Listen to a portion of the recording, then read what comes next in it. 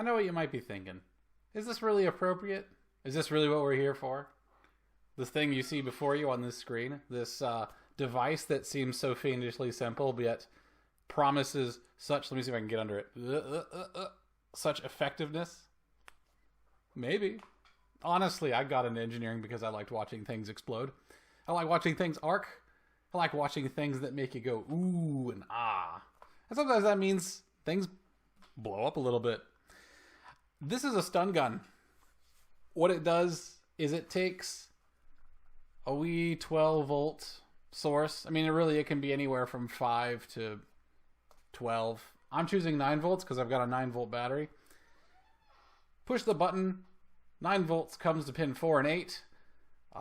The 555 wakes up. It begins doing what the 555 timer does. It builds up a little bit of voltage on an RC circuit. Once it gets to a threshold set by a voltage divider, boop, the circuit is then discharged and it builds. Well, it discharges not in a straight line, but it will slowly discharge. And then do it again. And it starts to look a little bit like a shark fin. What this does is it means that a pin can be off and on in a cyclical manner. And that means you can turn off and on a transformer. This transformer. This 1000 ohm to 8 ohm audio transformer. What you're going to then do is you're going to slosh voltage. Okay, let's say, for instance, you start out with a negative voltage here. Actually, let me grab this picture, copy the image. Yeah, I feel a whiteboarding's a coming on. Can I do it? Will Windows let me do it? Do we have image copying technology? Don't let me down. Well, it's a wee little one, but I can make it bigger. There we go. Now we're talking. That is what I like to see. All right. Let's say we start out with this one minus and this one positive.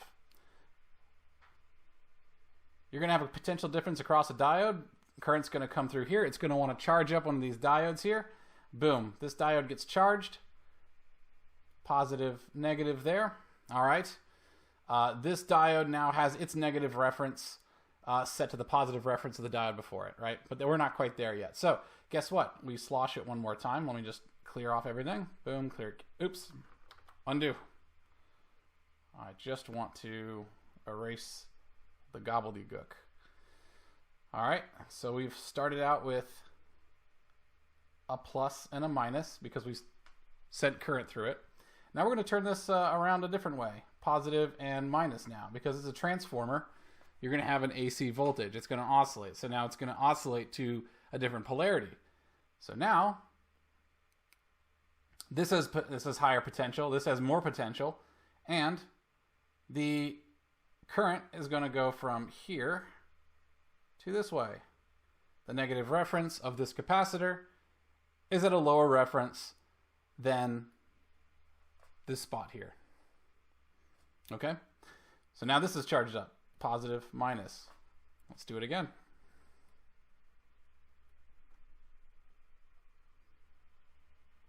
We're going to positive, minus. Let's see where we get. Was that the one I just did? Yes, it is. My mistake. I'm losing track. All right. So now we have the negative reference of the first capacitor up here is on the negative reference here. Okay, very good. Negative. Okay, so now this terminal of the capacitor right here is now higher, right? It's on the positive. It has a positive applied to it, which means this capacitor now has even higher potential on its positive side, allowing current to then flow through here, charging this up. This is going to slosh back and forth like this. Slosh, slosh, slosh, slosh, slosh. And it's going to just build up. Imagine if you just have a ladder and you've got a big, big ladder. And you've got a bucket like off on each side of the ladder. If I tip the ladder over a whole bunch, let me see if I can get in the frame here. If I tip the ladder over a whole bunch, one bucket will fill the one before it. I tip it back over the other way. Now that bucket is higher than it. It is now going to fill the next bucket up. It's just going to keep working its way up. It's a way of getting charge to build on itself. All you really want is a high voltage. So you keep boosting the voltage and boosting the voltage. All right. If you keep boosting that voltage, you're going to get a very high voltage here at these terminals right here. As you can see, there's positive and then negative. But you're not going to have a lot of current. You're only going to have the 10 nanofarads worth of current here. So you're going to have, what do we have here? We've got 2 branches. Well, really the capacitance between this loop here is 1, 2, 3, 4 capacitors in series. And that means it's going to go into, it's going to reduce. So it's really going to be about 2.5 nanofarads worth of capacitance. If I take 2.5 nanofarads times 2K voltage, this thing, 20K voltage. Allegedly, this is 20K voltage. What do I get? What do I get? What do I get? I can't do mental math, by the way. I've stopped. I don't have the ability to do that anymore. It went away.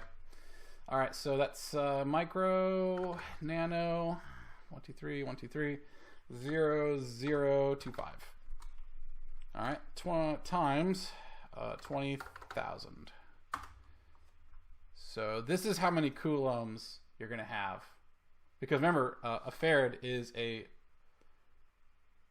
believe it's is it coulomb per volt? Oh no, now I'm doubting myself. Oh, I'm falling apart on stream. Unit of farad.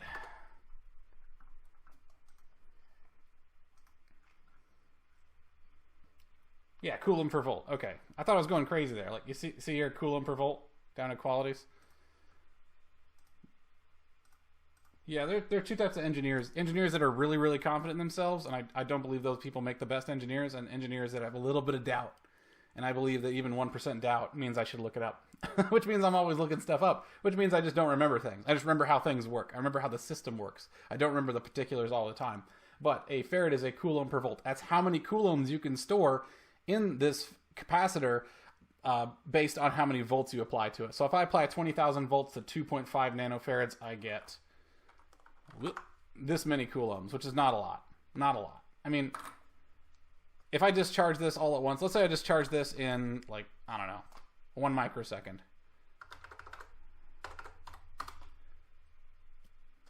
Well, if I discharge it in 1 microsecond, that's 50. That's 50 amps for a really small amount of time. Yeah, I guess tasers are dangerous. You do the math. Do the math or find out, right? All right. Enough of this theoretical mumbo-jumbo crapo. All right. I've got this circuit, this nice little fun circuit, wherever I put it, right here. It's just a 555 timer circuit. You've seen those a million times before. People have done better videos than I can on them. It's a very well-trodden circuit. It's the Village Bicycle of circuits. But it's going to this capacitor right here. I'm sorry, transistor. I've been saying capacitor a lot. This transistor right here is going to open the floodgates of charge to flow through the transformer. That's really the only difference. This secondary side, what we're going to call it, we call it a secondary because it's on the secondary side of the transformer. That's kind of the secret sauce. So really, the only thing we have to care about is where we're going to find this transformer, and then just building the rest of this. And this is the 1N4007. That's a very common diode. That's not special. 10 nanofarad, 400 volt capacitor is not special at all. So this transformer is going to be an audio transformer. And I'm just going to go back and redo the search so you guys can join me on this fantastic journey. Why not? Why not? Da-dum, da-dum, da-dum, da-dum, da-dum, da-dum. All right. In stock, that's always helpful. Don't buy stuff. You can't buy stuff that's not in stock. You're going to look like a big dummy. You're like, oh, I found the perfect part. Yeah, where are you going to buy it from? It's in a Czechoslovakian salt mine somewhere. You can't actually get it. Not going to do you any good. So here's the thing. I didn't shop for all the options. Here, pro tip for DigiKey. Pro tip for shopping on DigiKey. Keep your options open. Okay, now I'm just going to go with the absolute values they gave me, which is 1 kilo ohm of entrance impedance, input impedance here for the primary side, I'm going to just stick with that. And I'm going to stick with the 8 on the outside. But see this is 2, 4, and 8. Anything that includes the range of 8 is get in the van. Get in the van. I see an 8. Get in the van. 4 to 12, there's an 8 in there. In the van, in the van, in the van, in the van. I probably paid way too much. I bought like a $20 transformer. I felt like such a doofus now. A little bit of time on DigiKey, a little bit of extensive searching is going to save you a lot of... Oh, wait a second. There's only one available. There's only one remaining. Okay, maybe I did just buy the only one. Yeah, that's the one I bought. The 146K. Okay, I feel less stupid now. But you did it the right way. That's the important part. Okay? Yep, 20 bucks. This is the guy. I hate to do this. I already bought it, though. It's sitting over on my bench. If you want to take your chances on Amazon... You got plenty of options. Oh, man. Yeah, 1300 to 8 ohms is probably close enough. I don't know what that's probably just going to change the voltage out. It's going to change the voltage ratio. It's no big deal. If you want to buy some sketchy transformers, go for it. I don't know if you can daisy chain or cascade transformers. I feel like you probably could do that, but I feel like the losses would be terrible. Okay, so what we're going to do is we are going to build this circuit now. All right, so we have everything we need. Let's go ahead and place this 555. So we're in KiCad. If you've been around here before, you know that I use KiCad. Why? Because it's free and it works, and there's no limitations on it. Right, so I can build a board that's as big as I want, as far as I know. I can export all the different formats that I like. Oh no, is it doing that thing where it just decides not to work on double screen? Here, 1 second. Oh no. Yeah, computer does this. Let's see how this works. Oh, let's see if that killed my stream here. Oh, I'm still here. All right, whatever. There's a bunch of me. All right, cool.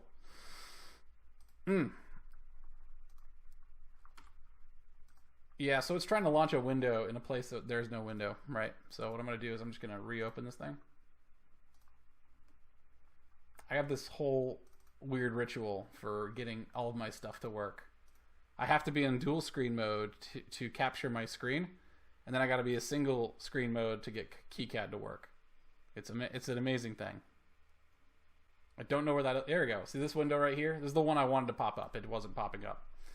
Now it is popping up. Everything's great. It's great. It's great. I'm just checking on what I look like because I don't have my secondary screen anymore. All right, so 555, what do you got?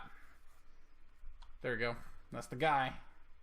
I don't know why you'd need multiple of these, but I mean, they're the same thing. Oh, this is an SOIC. Okay, yeah. Well, I'm using a dip. Why a dip? I don't know. It just doesn't feel right if you have a 555 timer that isn't a dip package. It just doesn't feel right. Let's put our power in. Power. I don't know, plus 9 volts. Might as well be true. I never understood why anyone would name a net after the voltage that it is. I get it. I get it does make sense in a way. But it just feels weird to me. I always just called it VCC, VDD. Because it's supposed to drive your transistors. It's supposed to drive your semiconductors. But, you know, whatevs. All right, so pin 6 to 2. Pin 6. Oh, wow. They made it like true to life. Okay. What are schematics for? Schematics are symbolic representations of circuits, their connections, and what components are connecting, right? That means you don't have to make them physically represent the real world. I don't even know what this is, actually. Like 1, 2, 3, 4. I guess it's trying to be, but it's just such a weird way because 6 and 2 are connected. I don't know. Whatever. Really, I should just rebuild this part. I'm feeling lazy, though. I'm feeling lazy. The quality is not going to be there in terms of artistic quality. I'm willing to take that hit. All right, 4 and 8 are both connected to power. Yeah. I mean, I'll give it some dignity, I guess. Oop. key. Copy that. Boom. All right, so 4 is... I don't even know what these pins do, actually. I mean, I do know what they do. I looked up in the data sheet. I just forget. I think trigger is where you usually have your... Usually you have a voltage divider there to change the triggering point. But I guess this circuit doesn't have that. I'm just going to have faith that this circuit is designed well. Which might mean I have to redesign it myself later. But whatever. Okay, so 3 to 6 or 2. So, alright. So 3 just goes to this abomination via a resistor. Let's do it. R-U-S. Rus. Okay, give it a little rotate action. I mean, it just barely fits there, and I'm willing to take it. Okay, so pin 7. It says not connected. I'm going to assume that the pinout here is the same for all 555 timers between packages, SOIC or whatever. All right, so 1 goes to ground. Okay, at least that's consistent. I'd be worried if 1 wasn't going to ground right now. Pop, pop, pop. So why am I using this taser? Why am I building a taser? First off, because, boy, you are nosy and you ask a lot of questions. I'm just kidding. Why not? You might want some high voltage once in a while. I could use it to light a CFL, maybe. You know, generate the voltage to arc through an arc lamp, you know. I'm really doing it because it's something I've wanted to do for a long time. Okay, so 5 is shunted via 100 nano. Cool. Actually, the idea came to me when my bike got stolen in Baltimore, and I was so upset that... Well, I was upset and I was also impressed. The bicycle thieves of Baltimore have their stuff together. This guy must have done it within 15 minutes. So my bike was locked up. I'm not stupid. He located my bike. All right, so there's some sort of like bike patrol. People are just looking for bikes that have like low quality. He recognized...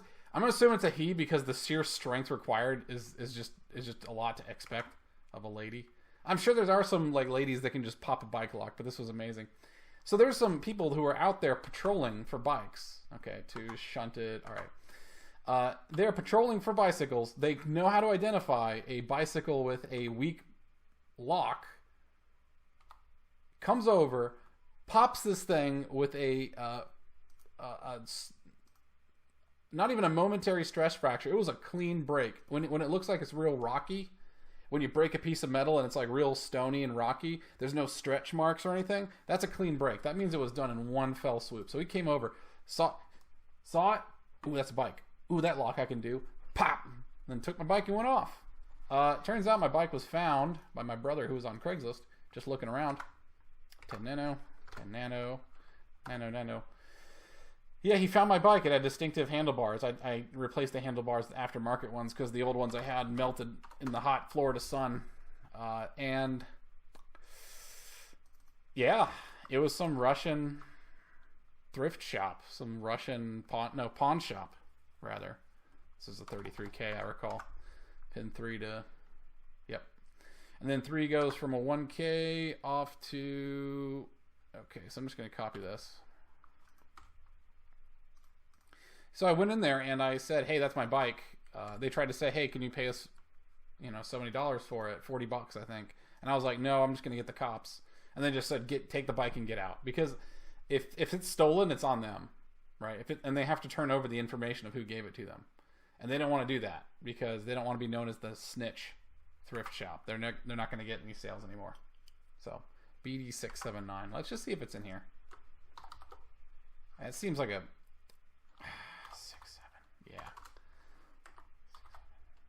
Yeah, that was too much to ask. This is just a Darlington transistor, so let's just grab a Darlington. Darl. Okay. Oh, I don't remember. Let me look up the data. All right, so what it's trying to ask right now is what are the pins versus what's the pin number versus pin function. So here it's like the gate is 1, the collector is 2, and the emitter is 3. So I'm gonna see if that's the case. So I'm gonna look up the data sheet for the BD679. 679. Yeah, so anyways, this guy stole my bike. I thought it would be really cool to build a device called Thunder Nuts. And what it would do is it would use the displacement of the bicycle seat spring to arm it. So if it sees it, it's going to arm it now. Once it's armed, it would wait about 30 seconds. And if you didn't have the disarming key in, because there's key switches that you can build. Or not build. There's key switches you can just buy. Like here, let me... Okay, so it's pin... Oh, man. 2 and... What? Oh, 4 is the tab. Okay. So 2, 3, 1. Okay, that's what I want. So 2. All right, so 2... Oh, there's one with 4. Well, I'm not laying this down. So 2, 3. Okay. Sorry, let me just finish my hot. Yeah, 2, 3, 1. Okay, I think this is right. 2, 3, 1. Awesome. That's what I want. Boom. Dunskies. Give me that. All right. So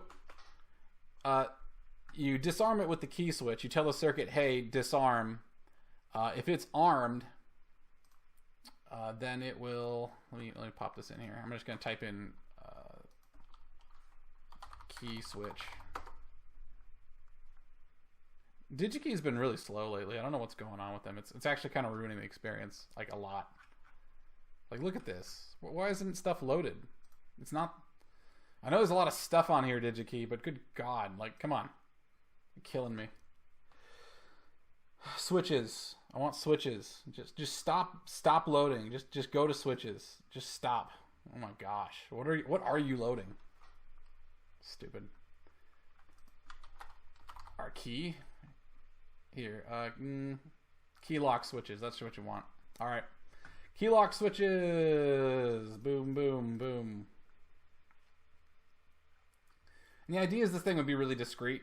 So, I mean, you could easily disarm this thing just by ripping the circuit off the bottom, off the seat, until I build some sort of tamper-proof system.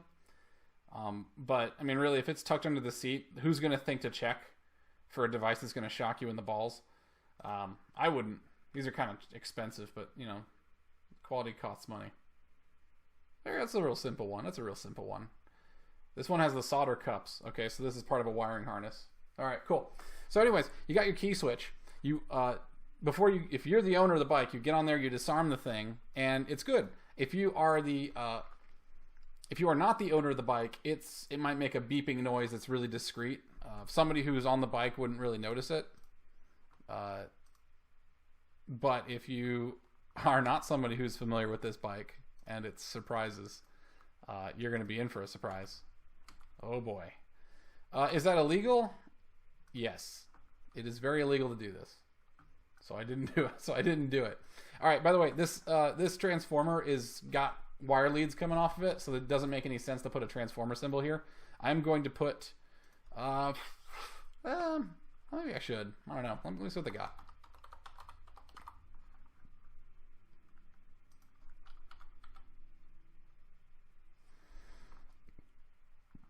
Don't care. I mean, this looks nice, right? It looks nice in the schematic, but is it going to be accurate to what's on the circuit board? And the circuit board is the most important thing. So if I've got wire leads that are coming off, really they're going to get soldered into a connector, right? Like these pads right here. So let's go ahead and see what footprints we have to make sense with this transformer. Am I still going? Oh, whoops. Wrong one. Yep, I'm still going strong, looks like. I have no idea what the video quality of this is going to be. Oh, man. Loading. Just keep loading. All right. Come on. Last pixel. Magic pixel. Let's go. Oh my gosh, finish. Yes, what details do you have for me? Oh, that's great. Thank you so much. I think this happened to me before and I just hit cancel. Oh gosh, did I destroy the software? Free software, guys. Free software. Please just stop. Oh, now it's here. Look at that. It's like the software was like looking for its keys and it was in its pocket the whole time. It like didn't need to do any of that. All right, let's just look up transformer. And the computer is like heating up and everything. Like, what the heck? Okay, transformer through hole. Let's see what kind of stuff we got. All right. Okay. What the heck? Rhombus. Yeah, these don't look like they're anything that we care about. What is the... yeah, these are like toroidal transformers. Mostly. And they got these complicated transformers. Alright, whatever. We don't need it. Delete it. Delete it. What we're going to do is we're just going to put two pin connectors on there. Because you can do anything through hole with just enough connectors. Alright. So I'm just got to get it done. Where are the connectors? Gimme. Generics. Oh. Yeah, the generic connector looks so much better. I should start using this one as a rule. Alright. So you're going to go right there, and then I'm going to copy. I'm going to do a horizontal. Oh, whoops. I'm trying to be slick with the hot keys, and I'm not. It's not happening. Okay. So I was hitting V for vertical mirror. It really wants Y position mirror. All right, but that's okay. How about oh, that actually worked. It usually doesn't work. I even moved it to a smarter place. I hate it when these things are like... I don't like it when the labels are next to it. Call me picky, because I am. But I like it when the labels are above. So, just move that over there.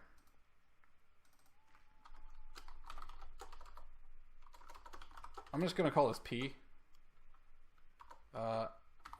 Trans P. How about that? I don't know. Trans S for secondary. Cool. All right.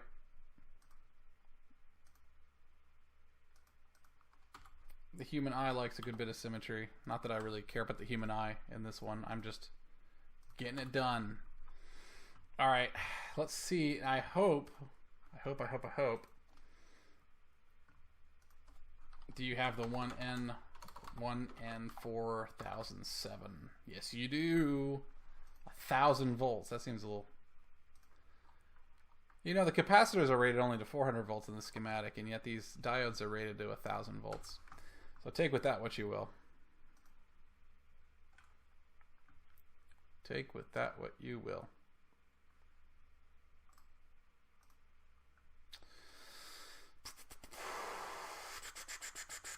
Just checking.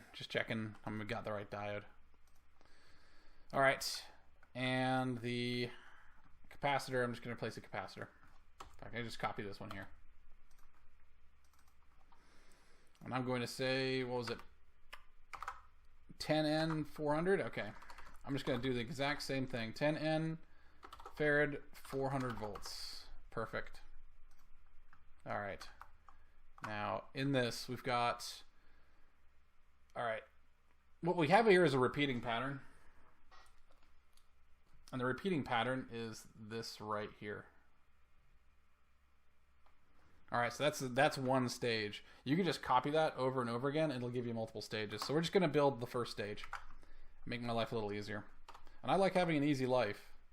Show me someone who works hard, and I'll show you someone who's hasn't thought things through properly. That is the lazy man's oath. Now, when hard work needs to get done, I'm all about doing it. Don't get me wrong. But if you can avoid hard work and still get the same results, why wouldn't you? Now, notice I said same results. If I can get a little bit better results with hard work, yeah, let's dig in. Let's get our hands dirty. Let's go for it. But if it's just a pride thing, then I'd say you're crazy.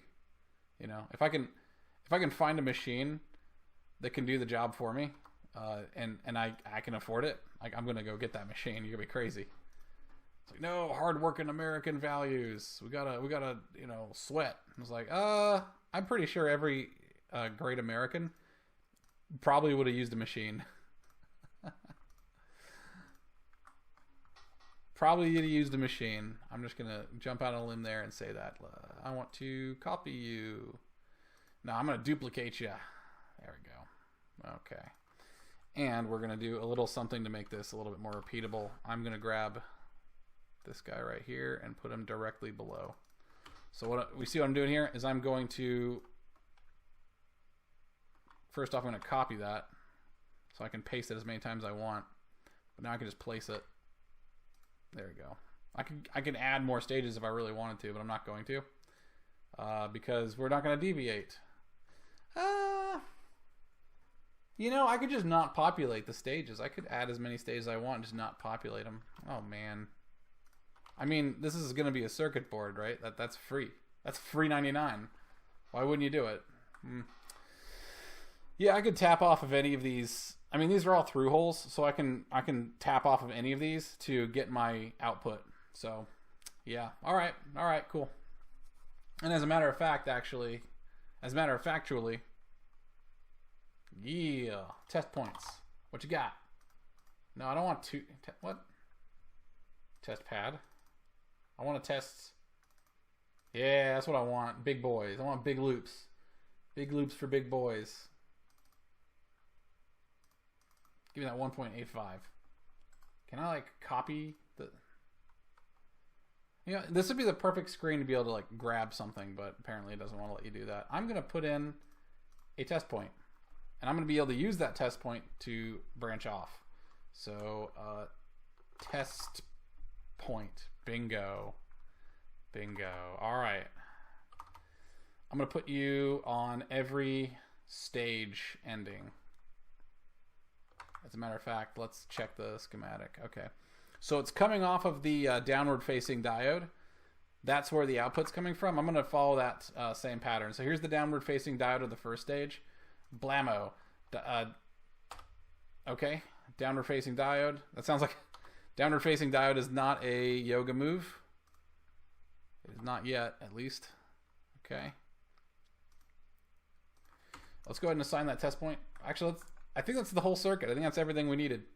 We've got our 555 timer. Let me change this over to the correct value. 1K, bloppity bop. Alrighty, we got our 1000, or sorry, we got our 10 nanofarad capacitor here. Okay. I'm just tidying up. I clean while I work.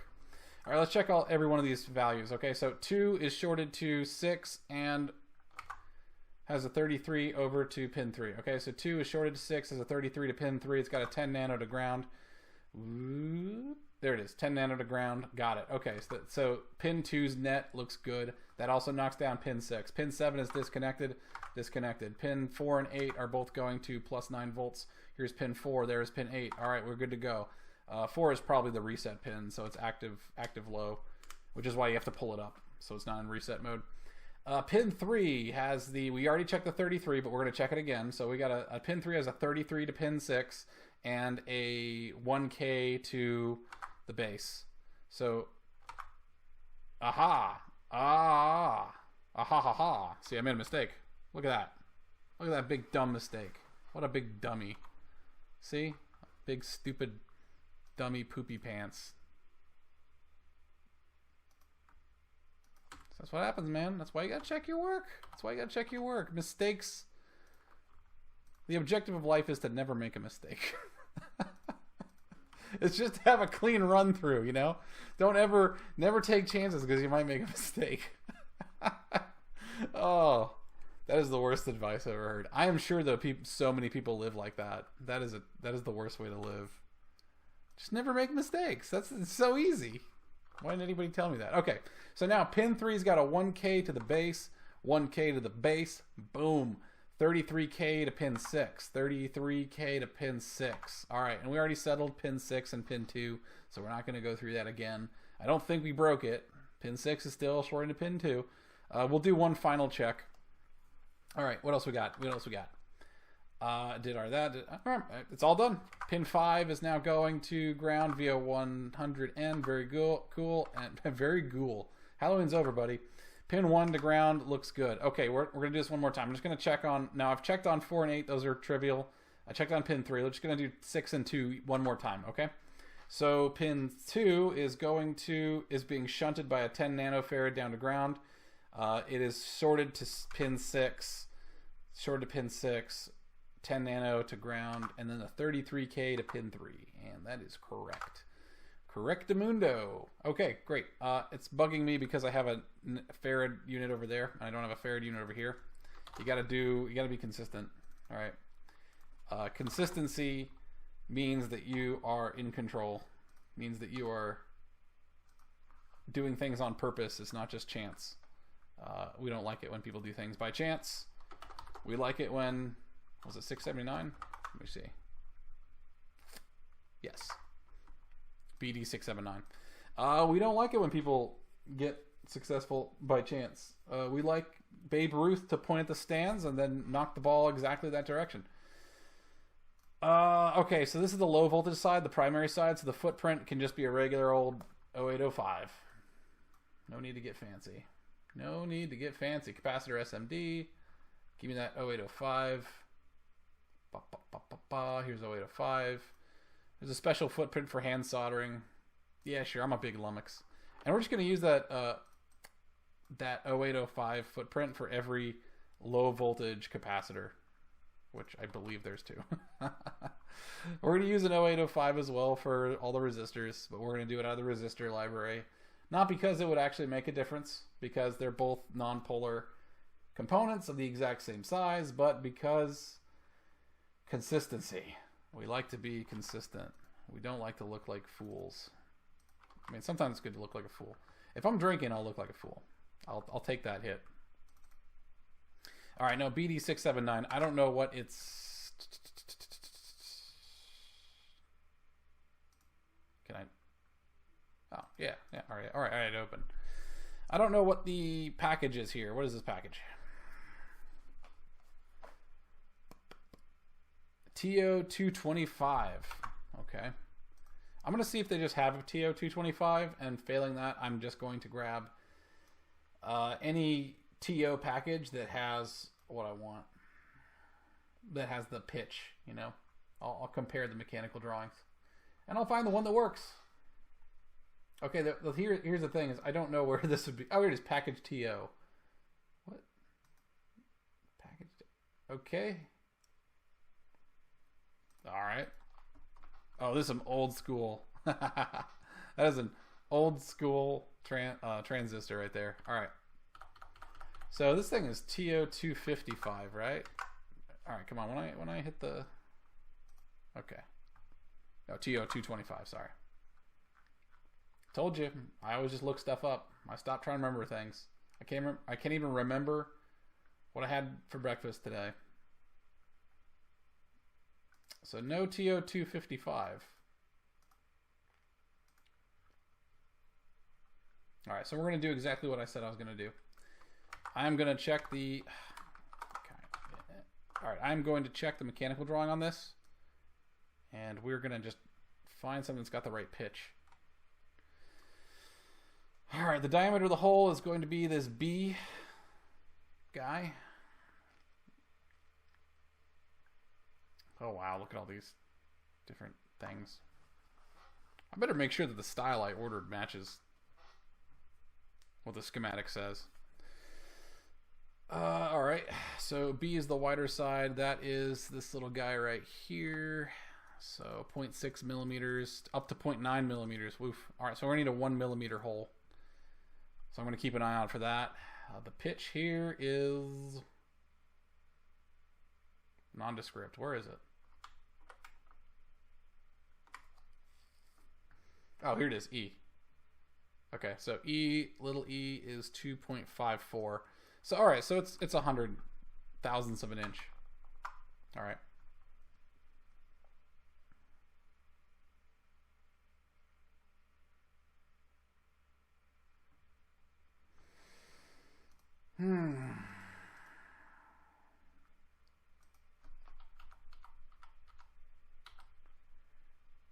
So what's a TO247? What's the pitch here? That's huge. Okay, that's all right, that's huge. 247's a beefy boy. It's a beefy boy. 262, what do you got for me? All right, here we go. 2.5. Yeah, that's all right. So this is a good one. So I'm gonna grab the TO263, and I'm gonna use that. I'm also gonna double check with what I bought from DigiKey actually matches what I wanted. So I bought the BD679. Is there any other? Is there any other? SOT 32.3. Okay. It's saying it's the SOT 32.3 package, but I think this footprint's going to work for us. There's no reason to like go nuts. Okie dokie. Well, I'm not getting any answers on what style this is, so I don't understand why it says style everywhere, like here, like crazy. Like, it's pretty clear up here. 2-4 base emitter. Style 1, pin 1 emitter, pin 1 cathode. What is this? Why do you have all these different styles written? Why are you causing me confusion and pain? Look up the word style. Style 1. Ah, okay. All right, so it's so they include a bunch of information. They must have just a generic page for this package. This is style 1. So let's just confirm. It's nice to confirm. Style 1, pin 1 is the emitter. So that is this guy right here. Okay. Pin 2 and the tab, which is pin 4 here, are the collector, and then pin 3 is the base. So emitter, collector, base. Emitter, collector, base, right? So we have the emitter, collector, and base. Okay, we're good. We're good. Everything's great. Everything's great. I'm not freaking out. You're freaking out. This connector here, it does not matter because we're just going to solder wires into it. So I'm just going to grab a connector. What, D in? No, that's not what I want. That's not what I want. Connector pin. 2.54. I like to have an easy time soldering. I don't know about you. Perfect. Do it. I picked this one a lot because it's a good one. Oh, feels good. Okay, so you guys, 10 nanofarad, 400 volts. I chose the through hole for this. I don't think I need to choose a through hole though in real life, IRL. I can probably just buy a surface mount that'll do just as good of a job. So let's go do that. Let's go do. The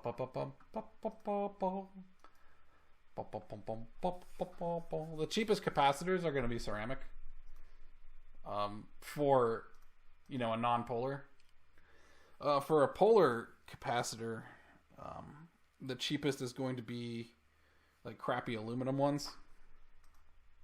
I think they use the aluminum oxide that forms on aluminum as the dielectric. It's super thin, so you can get really good tight spacing.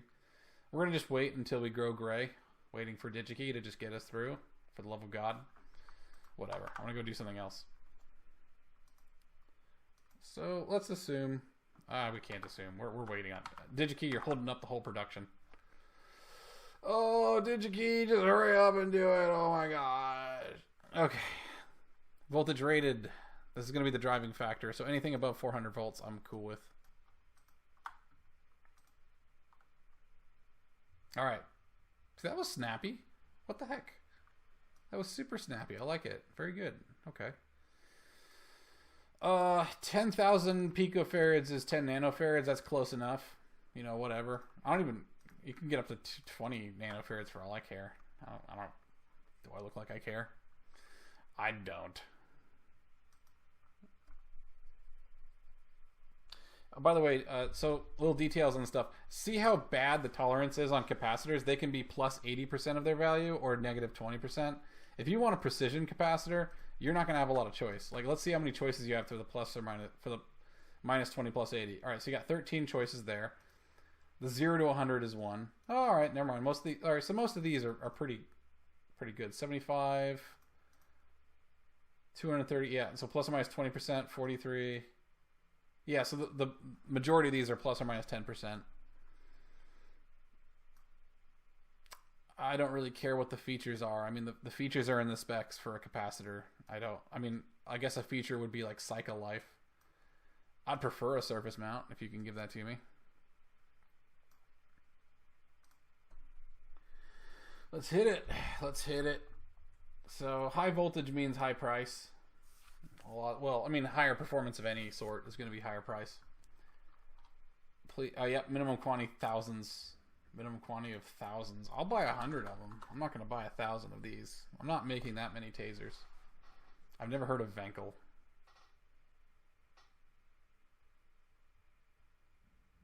Is it done? Did it do the thing? Apply. What are you waiting for? There we go. Oh, Samsung. All right, that's decent quality, I think. 630 volts, plus or minus 10%, X7R. X7R is a pretty common temperature coefficient. It's not great, but this thing does have operating temperature that's automotive rated. That looks automotive rated to me. Plus 85, I think, is normal. Plus 100 is industrial, and then plus 125 is automotive. Now, that doesn't mean these are automotive qualified, but it gets into the temperature range, allegedly. I say allegedly because I don't trust anyone. All right, so the I'm going to keep these in mind, but it's a 1206. That's what I want to know. It's just a 1206 package. Let's get on it. Let's get on with our lives. Let's get on with our lives, man. All right, capacitor, surface mount. Now, you're going to find that going surface mount is going to make your life a lot easier. It's a lot easier to solder. It's a lot easier to do all the... You don't have to put components through holes and then flip the board over and try to solder them into the holes. You're not trying to solder the back side of the board while you're trying to do this. Surface mount is a lot more straightforward. Now, it is like threatening a little bit to people that haven't been made to feel good about it yet, but take it from me, it is a lot easier. And people think that having no pins would be harder. Having no pins on a package is actually way easier, like for an integrated circuit, because you don't get bridging. And if you do get bridging, it's really easy to fix it. You just take your soldering iron, you wipe it across the edge of the chip. Whoops. And it's all done with.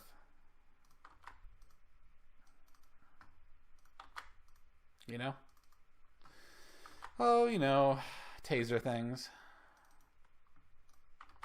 Man, that was some bad writing in that Guardian of the Galaxy movie about Taser face. I mean, what the hell? Oh, what was that even? Like, you can tell when someone's trying too hard to be funny.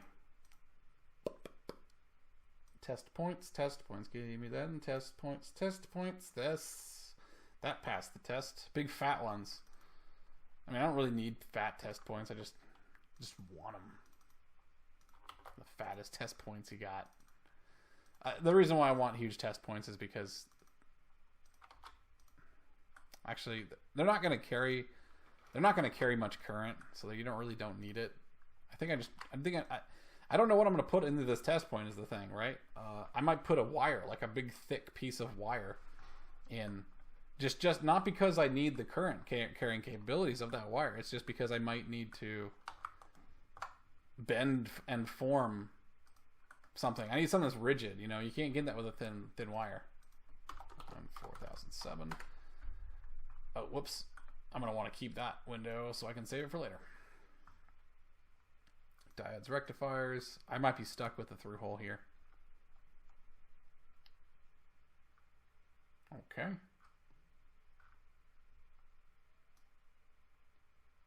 Oh, surface mount. Hey, if you got a surface mount, I'll take it. Oh, it's doing the DigiKey shuffle. Yeah, we got a lot of stages on this thing. I think it's going to be pretty beastly. And we're going to need another test point here. Yeah, we're going to need another test point up here because that is going to be this part of the circuit. So this part right here, that's just going to be a test point. Now physically we can put it wherever. It's done loading. Happy day. Okay, alright, so this is done in stock. Alright, so that was a pipe dream. So let's just go ahead and get the datasheet open. And we can decide on a footprint. And that'll be it for the night. I will build the circuit board later tonight. So I guess that's not it for the night. I lied. I've got a party I need to go to. Look at these mounting methods. We're probably going to do this one. I don't like having this up like this, right? You see that? See this here? I don't like that at all. Not even a little bit. I'd rather just get it flush down here, and then I can actually put some dielectric to keep it from arcing. The circuit board design is going to need to keep these components far apart so I don't get issues. But the lead length here, so this is okay. So this is Celsius per watt. Yeah, so you see that this second method is the best at getting rid of heat, I guess. I don't think we're going to put a lot of heat through it. I mean, it's not going to see a ton of current. All right, so maybe an eighth of an inch. Eighth of an inch is 0.125. So that's a little bit more than, that's like 300 thousandths of an inch. I don't know. This is what I want to know. A, how big is this body? 0.205. Actually, this thing might already have a footprint. Oh, it does. Oh, somebody did all the work for us. What was I even on about? I think that's everything. Now let's go ahead and give ourselves a connector for the 9 volt to come in. Plus 9V. Okie dokie. So here's the 9 volt and here's the ground. Whoop. Oh, that's not how. Oh gosh. I'm just mouse wheeling like crazy. Boom, boom, boom. All right. Feels good. You feeling good? I'm feeling good. I think we got everything. We're going to go into the tools and we're going to annotate the schematic. Okay. Everything here is fine. Use this entire schematic. This just says the order of the parts. So it's going to go vertical and then it's going to go X. Let's do this. Sort by Y position. Reset existing annotations. We don't have any, so it doesn't matter. Numbering. Use first number after 0. That looks good. Whatever. There you go. Now we're all annotated. All right. Save. Over to here. Headshot camera. Lean forward. Look you right in the eyes. So we've got ourselves a circuit board schematic ready for a taser. This is exciting.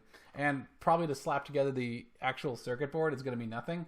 And I'm even going to film me submitting this thing to OSH Park to get built. That'll be pretty cool.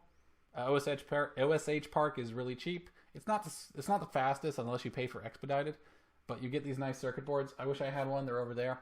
I had some for my RGB LEDs. Those are in the corner. But we're going to build some stuff. See how it goes. Hopefully it'll dissipate enough heat. I will see you guys later for the circuit board. Have a good day.